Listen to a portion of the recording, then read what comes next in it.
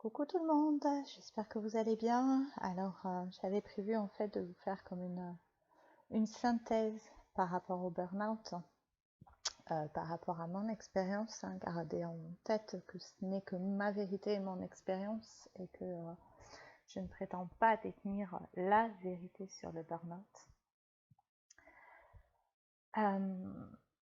Voilà, voyez juste comment ça résonne en vous. Et moi, ce qui me tient à cœur, c'est aussi de vous partager les clés qui sont sortis en fait de cette expérience-là. Qu'est-ce que ça m'a permis de changer dans ma vie, puisque pour moi ça a été vraiment la redécouverte de qui j'étais, la découverte de moi, de mes envies, de mes passions, et, et pour ça a été salutaire. Alors déjà je voudrais vraiment vous dire toute ma compassion pour ceux qui vivent cette expérience-là, parce qu'un burn-out c'est vraiment une expérience très forte. Alors dans la vidéo d'origine, je le disais par rapport à la dépression. La dépression, voilà, on est en haut, en bas, et puis la dépression, on est en bas, on a des idées noires, on n'a pas envie de bouger, on n'a pas envie de s'en sortir. Alors que le burn-out, vraiment, ça nous tombe dessus. Et que on a envie, en fait, on a envie de bouger, de faire des choses, de travailler, et on ne peut pas, parce que le corps nous arrête. Alors je dis le corps parce que pour moi, donc ça a été le corps, puisque c'était les cervicales au bas du dos, avec hernie discale L4, L5. Puis bon, il y a eu les épaules, les cervicales, tout ça. Mais ça peut être aussi, comment dire, neurologique, puisque pour en avoir parlé lors d'une formation, j'avais parlé avec quelqu'un qui avait vécu le burn-out, mais alors avec une personne de l'entourage qui avait vécu le burn-out, mais de façon psychologique, enfin neurologique, dans le sens où son cerveau répondait plus, quoi. Voilà. La personne ne savait plus trop où elle était, qui elle était, n'avait plus beaucoup de souvenirs. Voilà, c'est vraiment quelque chose qui peut arriver, qui nous tombe dessus et dont on n'a pas les tenants, en fait. C'est quelque chose qui arrive souvent dans le milieu du travail, puisque c'est la résultante d'un stress énorme, d'une pression, alors qu'on se met, bien entendu, qu'on peut nous mettre, ou qu'on peut croire qu'on nous met de l'extérieur, mais en fait tout part de soi toujours, c'est ma vérité. Mais voilà, c'est souvent un stress au travail et on oublie que le burn-out parental existe aussi, à se mettre trop de pression, à vouloir trop bien faire et trop bien gérer la famille, avoir trop d'activités, trop, on finit aussi en burn-out. Donc voilà. Mais c'est vrai qu'on en parle plus pour tout ce qui est professionnel, puisque c'est, je crois d'ailleurs que c'est reconnu maintenant comme maladie professionnelle. C'est vraiment, voilà, à l'origine de la pression qu'on peut se mettre au travail, à vouloir réussir, à vouloir être performant, à vouloir être quelqu'un sur qui on peut compter. Et, ouais, c'est vraiment pas évident. C'est une période, et puis on entend parfois que c'est que dans la tête. Non. C'est lié à tout ce qu'on a vécu, évidemment, puisque tout est lié, les pensées, les émotions, les croyances font que tout arrive dans le corps. Je sais plus ce qui est la phrase exacte, je crois que c'est qu'on n'exprime pas s'imprime dans le corps, quelque chose comme ça. Et c'est vraiment ça. C'est-à-dire que toute maladie, et encore une fois, c'est ma vérité, ma croyance de l'instant, toute maladie résulte de pensées, de croyances et d'émotions qu'on n'a pas traitées, en fait. Ça ne veut pas dire que quand on est... quand on se met pas trop de stress et qu'on écoute ses émotions et tout ça, on n'est jamais malade. C'est pas ce que je dis non plus. Mais voilà, c'est pas la même façon de vivre la maladie. Alors pour ça, au niveau du burn-out, donc déjà, je vous invite moi à accueillir vraiment cette souffrance, peu importe comment elle se traduit chez vous, mais cette souffrance qui a besoin de s'exprimer, qui a besoin de sortir. Moi, ce que j'ai observé, Et c'était les mécanismes en fait que j'avais mis en place pour en arriver au burn-out en fait. C'est-à-dire que je ne laissais plus aucune émotion s'exprimer. Fallait être forte, fallait être courageuse, fallait être solide, fallait être quelqu'un sur qui on peut compter. Pour ça, les épaules. Il fallait que je sois performante. Il fallait, vous savez, il y a l'expression qui m'est venue, se donner corps et âme. Et en fait, c'était un peu ça. Le travail était devenu ma priorité, même si les enfants étaient là aussi, hein, mais ouais, le travail était devenu vraiment une priorité pour moi. Et je m'articulais autour de ça sans rien exprimer, jamais. Aucune émotion. Ni la fatigue, ni la colère, ni la tristesse, hein, parce qu'il y avait ça aussi. Et je vivais vraiment comme un robot. Donc c'était métro, boulot, dodo en permanence. Beaucoup d'échappatoires mis en place en dehors du travail, c'est-à-dire alcool, fête, copains, tout ça. Et c'est là où en fait ce temps d'arrêt vous permet une introspection, vous permet de voir quels sont les mécanismes que vous avez mis en place inconsciemment hein, pour en arriver là. Et justement, c'est là où c'est très compliqué. Parce que quand on finit par réaliser ce qu'on a mis en place, il y a un moment donné où on se juge. Et là, le chemin que je vous amène à faire, c'est de vous pardonner. Alors c'est un chemin perpétuel, hein. Je ne dis pas que je me suis totalement pardonnée, que je ne culpabilise plus de ce qui m'avait mené au burn-out et les conséquences que ça a eu après. Je ne dis pas qu'il n'y a plus rien, mais en attendant, il y a nécessaire besoin de se pardonner. Parce que c'était une question de survie, c'est ce qu'on a mis en place inconsciemment et on ne s'en est pas rendu compte. Et il y a toute une période très très importante comme ça, où va y avoir donc le burn-out, les conséquences physiques, pathologiques de ce burn-out, et après le besoin de revenir progressivement, et vraiment là je vous invite à y aller en douceur, à revenir à la vie, petit pas par petit pas. Moi, comme je vous dis, avec l'hernie discale, avec les douleurs que j'avais, j'étais sous dérivé morphinique et j'avais encore très mal à en pleurer. Et je me souviens qu'il a fallu que je réapprenne à bouger, à me lever et à marcher. Parce que même ça me faisait peur. Et ça a été vraiment, donc c'est vraiment ce processus de reconstruction qu'il faut vraiment y aller progressivement. Je me souviens que les premiers pas que j'ai faits, c'était simplement de sortir de chez moi et de faire des allées et venues dans la rue et de voir jusqu'à quelle maison je pouvais aller. C'était mon défi quotidien. Allez Coralie, aujourd'hui tu peux aller jusqu'où? Et ça peut paraître absurde, mais quand on le vit, c'est rude. C'est rude, c'est souffrant. Et vraiment, s'il vous plaît, ne vous mettez pas trop d'injonctions et reprenez vraiment petit à petit le cours de la vie, le cours du mouvement, vraiment à votre rythme. Et là, écoutez-vous parce qu'il n'y a que vous, peu importe. Alors, il y a les médecins, il y a les traitements à côté, mais il n'y a que vous qui pouvez savoir quand c'est le bon moment pour remettre du mouvement et des choses dans votre vie. Et après, donc il y a tout le processus de guérison hein, qui peut être plus ou moins long. Moi, j'ai eu mon burn-out en juin 2016. J'ai arrêté la morphine en février 2017, je crois. Janvier, février 2017, quelque chose comme ça. Il m'a vraiment fallu un temps. Et puis je sais qu'en janvier, j'avais fait une rupture conventionnelle parce que je savais que de toute façon, je ne pourrais pas revenir dans ce travail où je me mettais trop de pression.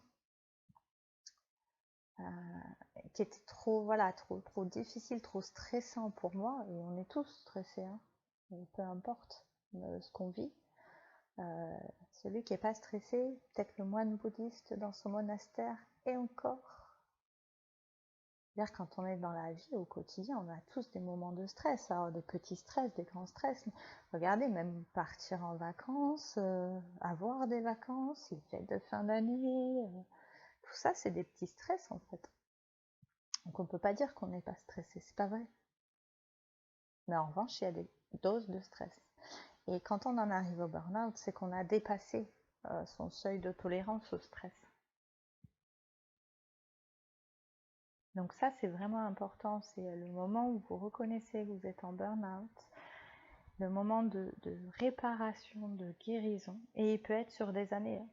Je suis toujours en processus de réparation. Mais après, voilà, l'hernie discale, elle a été résorbée parce que j'ai fait ce qu'il fallait pour et que je ne voulais pas d'intervention. Elle a été résorbée dans l'espace de ces 6, 7, 8 mois entre juin et février. Mais il m'a fallu du temps. C'est pas résorbé comme ça. Et il a fallu que je mette en place d'autres mécanismes et d'autres processus différents de ceux que j'avais toujours connus et qui m'avaient conduit au burn-out. Et après ce temps de réparation, le temps qui est très très important et que moi j'avais négligé, c'est le temps de convalescence. C'est-à-dire qu'une fois qu'on est sur pied, on ne se remet pas de suite dans la vie, dans le boulot, dans le mouvement. C'est non, on prend encore un temps de repos et de convalescence parce que c'est important. C'est peut-être pour ça d'ailleurs que je ne suis pas encore totalement réparée de toutes les épreuves que j'ai vécues ces dernières années, parce que, en dehors du burn-out, hein, parce que j'en ai d'autres, mais parce que je n'ai jamais pris de temps de convalescence. Et ça, je l'ai réalisé en 2022 quand j'ai fait la formation sur la maladie, où alors c'était je dis non à la maladie, c'était en rapport avec le stress et les émotions, hein, c'est pas, enfin voilà, peu importe. J'ai réalisé en 2022 que je n'avais jamais pris de temps de convalescence, que je ne m'étais jamais foutu la paix et que je ne m'étais jamais autorisé justement à prendre du temps pour la convalescence. C'est aussi un temps de réparation et un temps de retour à la vie en fait, et je l'avais jamais pris. Alors pour les grosses pathologies comme ça, les grosses maladies, je vous invite à regarder dans les 24 mois qui précèdent. Qu'est-ce que vous avez vécu? Quel mécanisme vous aviez mis en place, dans ces 24 mois, donc 2 ans, qui précèdent. Moi, je me suis rendu compte, quand j'ai fait cette formation-là, que oui, il y avait eu des choses dans les 2 ans précédents que je n'avais pas du tout écoutées ou que j'avais reléguées en disant, bon, c'est pas grave, c'est anodin et tout ça, mais plein de petites choses. Et c'était pas étonnant d'en arriver là. Parce que quand on est à ce point déconnecté de ses émotions, de son corps et de sa vie, et qu'on met en place des mécanismes de fuite par l'alcool, la fête et tout ça, en tout cas c'est ce que moi j'avais mis en place, on ne se rend pas compte en fait du mécanisme d'autodestruction. Alors encore une fois, essayez de ne pas trop vous juger, de ne pas trop culpabiliser parce que vous ne pourriez pas faire autrement. Moi, dans ma vie, je ne pouvais pas faire autrement que ça parce que c'était trop souffrant. Mais il m'a quand même fallu un temps quand je l'ai réalisé pour accepter, pour arrêter de culpabiliser et puis pour entamer un processus de pardon.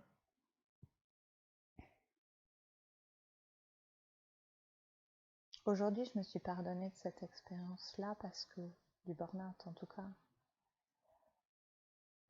parce qu'avec le recul, je vois que ça a été la meilleure chose qui puisse m'arriver. Parce que j'aurais continué à faire n'importe quoi en fait. Et c'est vraiment ce qui m'a permis ce temps de pause et de reconnexion à moi. C'est quoi la vie? C'est quoi mes valeurs? C'est quoi que j'ai envie de transmettre à mes enfants? C'est quoi la priorité? Est-ce que c'est le travail la priorité? Est-ce qu'on est indispensable au point qu'on se rende malade pour le travail? Qu'on soit salarié ou qu'on soit à son propre compte? Moi, la réponse aujourd'hui, elle est non. D'ailleurs, je me croyais indispensable, mais l'entreprise, elle a continué de tourner après mon absence. Bon, j'ai fait du télétravail avant l'heure, certes, parfois. Mais Ouais, l'entreprise, j'étais pas indispensable et personne ne l'est. On se croit indispensable, mais on est tous remplaçables, en tout cas dans le travail. Et là où on n'est pas remplaçable, c'est au sein de la vie et au sein de sa famille. Parce que mes enfants, s'ils m'avaient perdu parce que j'étais allée trop loin dans mes conneries, personne n'aurait pu, pardon pour le bruit, les voisins rentrent, personne n'aurait pu me remplacer en tant que mère. Enfin, si, ils auraient pu avoir une belle-mère qui joue. Enfin bon, bref, on va s'arrêter là. C'est vous dire, dans le travail, vous êtes remplaçable, dans la vie, pour votre famille, pour les gens qui tiennent à vous, c'est difficile. Ah oui, après le deuil, tout passe. Bon, c'est un autre sujet, j'ai pas envie de m'étaler là-dessus. Donc voilà, regardez dans les 24 mois avant, en tout cas pour les grosses pathologies, parce que pour les petites pathologies, ça peut aller très très vite. Moi j'ai vu quelque chose qui me plaisait pas sur internet et je voulais pas voir, j'étais dans l'illusion. Le lendemain, j'ai une conjonctivite. Tu vas pas voir ma grande. On va fermer les yeux un temps, puis tu vas aller voir. Donc ça, c'est une petite pathologie. Pour les grosses pathologies, allez voir déjà dans les 6 mois avant qu'est-ce qui s'est passé. Et dans les 18 mois avant. Donc en tout, ça fait 24 mois avant. Et donnez-vous le temps. Donnez-vous le temps de vraiment d'accepter et de vous pardonner de tout ce que vous avez mis en place pour ça. Alors après, je vais aller sur un sujet qui est un peu plus délicat, c'est-à-dire, je vais vous poser une question qui ne va pas forcément vous plaire si vous êtes en plein dedans. C'est quels sont les bénéfices de cette maladie? Quels sont les bénéfices de mon burn-out?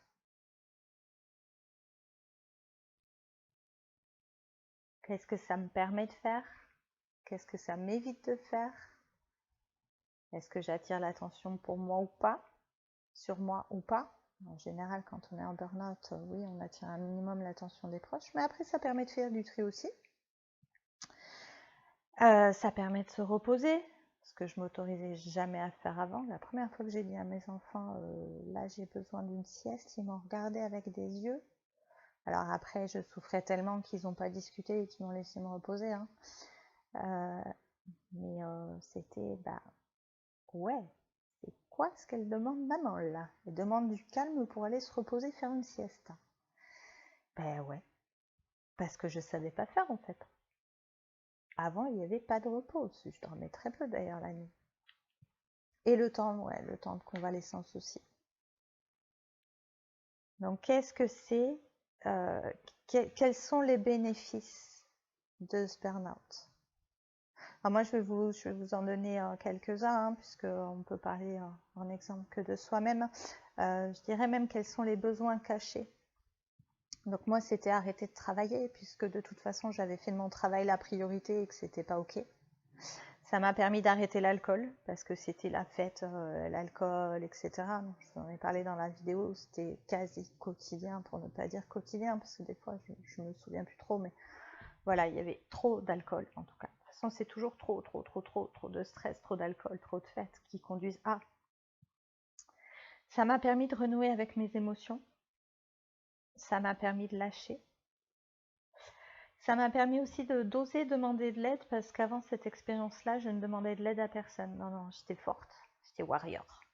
Superwoman en puissance. Et ouais, je pouvais tout faire toute seule. Ouais, sauf que la réalité, elle est pas là. Et alors, je suis désolée si vous entendez crier, les voisins sont rentrés. Donc ouais, je ne demandais jamais d'aide à personne. Et quand je me suis retrouvée bloquée, donc les cervicales, je pouvais pas tourner la tête tellement je voulais pas voir. J'ai pas eu d'autre choix puisque je pouvais plus conduire. Alors il m'est arrivé de le faire parce que c'était des petites distances, mais peut-être pas dû. C'était impossible pour moi de tourner la tête, donc il fallait que je demande de l'aide pour qu'on amène les enfants à l'école en fait. Ça permet aussi de voir de qui j'ai de l'attention, c'est-à-dire que là, c'est ce que je vous disais, ça fait le tri dans les relations. C'est que les gens qui étaient là chez moi que parce qu'il y avait la fête, l'alcool et compagnie, ils sont vite partis. Je vais dire merci d'ailleurs d'être passé dans ma vie et d'être parti. Parce que c'était pas de l'authenticité en fait. Ils n'étaient pas là pour qui j'étais. Après, je peux pas les blâmer parce qu'à l'époque, je ne savais même pas moi qui j'étais. J'étais dans une telle fuite de ma réalité que c'était un personnage et c'était des casquettes à n'en plus finir. Donc voilà. Il y a eu oser prendre du temps pour moi. Et ça, c'est ce que je vous disais tout à l'heure. Oser me reposer, oser dire aux enfants, bon bah là, je suis fatiguée, je vais me reposer, je vais faire une sieste. Il y a eu arrêter de courir pour tout faire aussi, parce que j'étais dans cette course permanente. Et d'ailleurs, ce qui m'a permis de tenir quelques mois avant le burn-out, de ne pas le faire trop vite, c'est que je courais beaucoup. À l'époque, j'aimais courir. Et je pense avoir exprimé pas mal d'émotions et de colère inconsciemment à travers la course. Le sport est toujours un exutoire. Hein. Enfin, en tout cas, c'est ma vision des choses. Comme le travail peut être un exutoire aussi. Hein. Ne pas voir des choses en face et se plonger dans le travail, c'est aussi une fuite de la réalité. Et le sport, non pas que ce soit une fuite, là c'est vraiment un exutoire, c'est-à-dire que ça permet d'extérioriser ce qu'on a à l'intérieur de nous, consciemment ou pas. C'est-à-dire que voilà, à l'époque où je courais, c'était beaucoup entre midi et 2.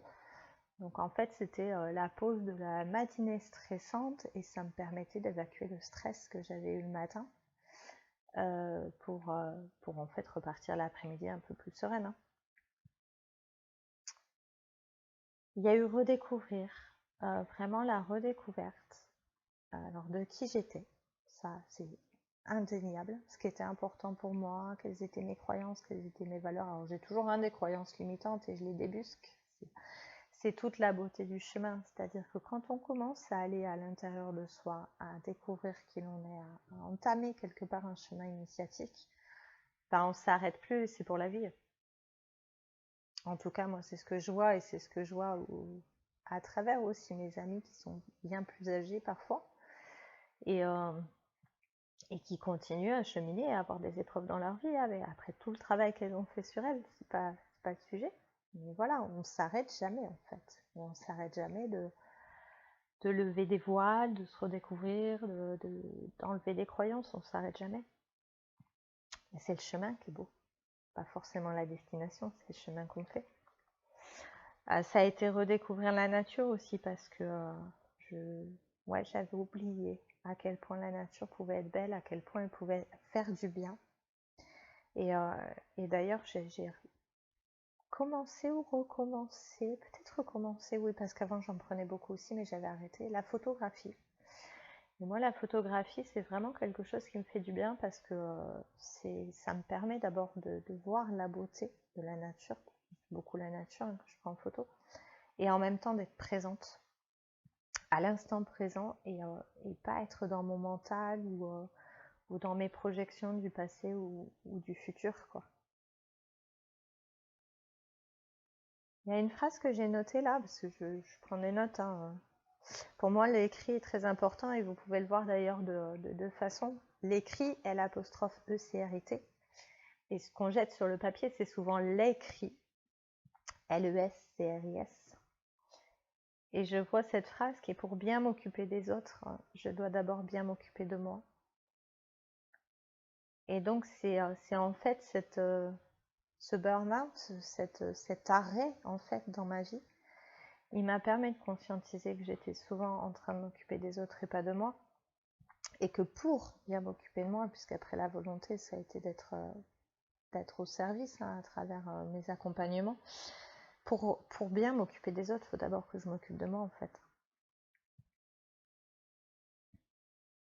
Après, on peut faire des petits rituels de guérison à la fin de la maladie. C'est vrai que ça, j'ai pas fait aussi. J'en fais beaucoup maintenant, mais différent. C'est remercier, remercier les proches. Ça, en revanche, je l'ai fait. Ceux qui ont vraiment été là pendant le burn-out, pendant la maladie.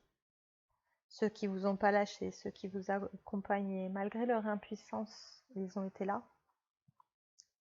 Leurs actes, ce qu'ils ont fait pour vous, ce qu'ils vous ont dit, vraiment leur présence. Après, ce qu'on apprend aussi pendant le burn-out, c'est, en tout cas ce que j'ai appris moi, c'est dire de quoi j'ai besoin de la part des autres, pour l'après en fait. Pour aider. Alors ça, je l'ai moins fait. J'apprends à dire de quoi j'ai besoin, mais je l'ai moins fait après le burn-out. Et puis, chose que j'ai apprise en formation, on peut se faire un petit cadeau en fait, oui. Ou dire aux autres, j'ai encore besoin de vous.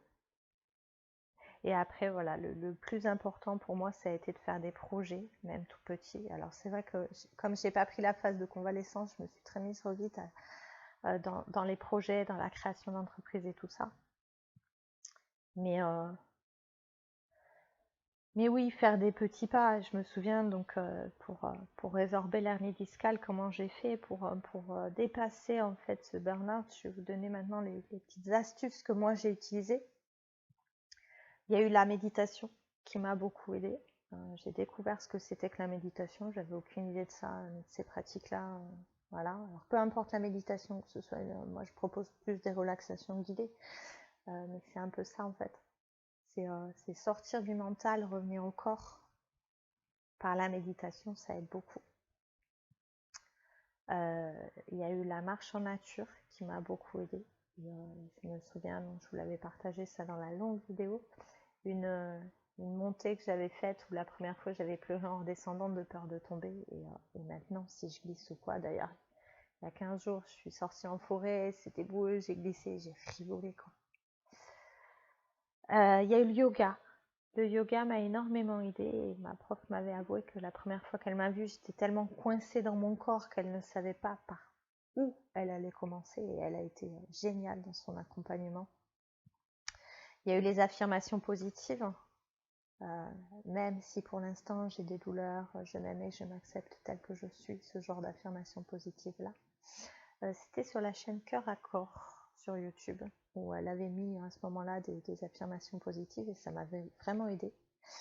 Et après, il y a la volonté, c'est-à-dire que moi, il était hors de question, on parlait d'infiltration, il était hors de question qu'on me mette une aiguille dans le corps pour aider à résorber ça, ni même qu'on m'opère pour résorber cette hernie. Pour moi, c'était hors de question. Donc, c'était voilà, mettre en place tous les mécanismes